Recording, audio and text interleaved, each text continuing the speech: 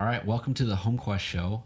Today we're going to talk about identity theft and how you can monitor that. Okay. Which is something interesting because I never thought my career would involve that. Normally it wouldn't, but real life stories kind of drag you into that. Yeah.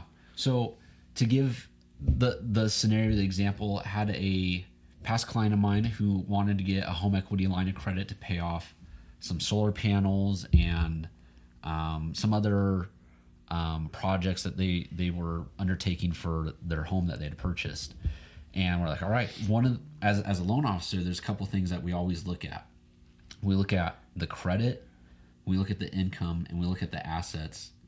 And we can go really deep in all those topics, but specifically in the credit, we noticed that the credit score for my borrower, my past client, it was just too low for them to qualify for a home equity line of credit.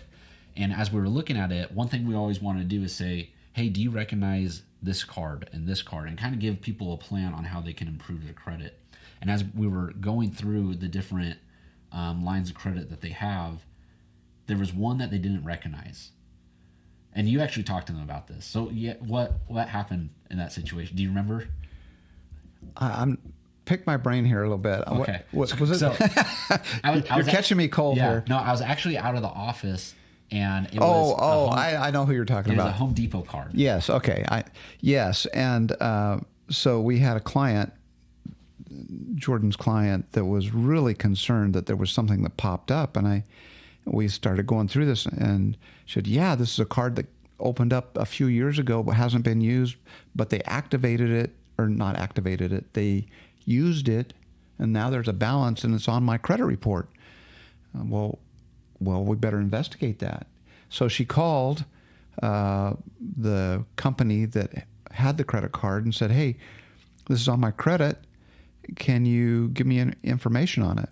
So she gave her Social Security number. She gave the numbers that were on her credit report that coincided with it, and she got the answer, "Well, no, we can't. It's not your Social Security number." She said, "Well, how can somebody have a credit card and it shows on my credit report and not be me?" And so she called in. You weren't here. And I said, "Well, what kind of card is it?" And she said, "Well, it's a Chase card." And she told me about her experience calling in, and they couldn't give any information. And then one thing that she said was, "Well, it didn't have her Social Security number on it." And I got, well, the only way that can happen is you're an authorized user with someone. And I said, "Would a family member, mom, dad, aunt, uncle, brother, sister, someone put you on as an authorized user?" "Oh, no, that would never happen." And then we kept talking, and she gave me the initials THD, and these are different codes that show up, and I knew that meant the Home Depot. And I said, "Well, okay, that's a Home Depot card you're talking about." I said, "Do you know anybody that has a Home Depot card?" "Oh, yeah, my daughter." Well, turns out her daughter had put mom on as an authorized user, so she could buy stuff using the card, sign her name with no problem. But she didn't know that.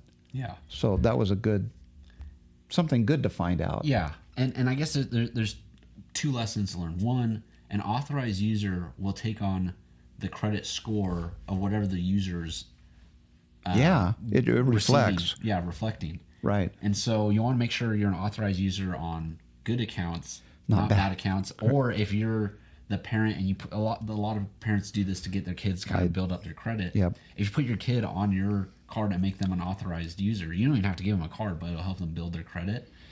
Make sure that it's good credit. Give them a good foundation to work on. Right. You can't forget about those cards. And then the other one was she was really concerned about identity theft and people opening up cards in her name, which totally happens. That's a normal. Right. Unfortunately, that's a normal thing, and we hear about all these databases getting hacked and your data has been sold and all this kind of stuff. And so, something that you can do for free once a year I think more than that. And I think it's once a quarter now, if I'm not mistaken, or maybe it's once per credit. It tells you on the website, but you can. There's 3 different bureaus, and if you want to do them individually, you can. But yeah, it's all free, and you can and so monitor. If you go to annualcreditreport.com, Yep. This is a free site. Don't go to freecreditreport.com. Don't go there's all these like fake ones. Yep. Annualcreditreport.com, and you can look up your credit, which is important because now the thing is they won't give you your score, but they'll tell you everything that you're liable for, and if something doesn't look right, you want to know. If you want to purchase your score, they'll sell it to you. Yeah. But if you want the free credit report, which is everything but the score, and it'll tell you everything that you have, it's right there. Yeah. So just wanted to provide kind of this little anecdote of it's important to know what's on your credit score. As loan officers, we'll help you with that. But you can look it up for free. It's a free service. And highly recommend it, especially if you're concerned about identity theft or people open up cards in your name, or just knowing what you're liable for in general. So I hope that helps, and that's a little short story about credit reports. Start your HomeQuest.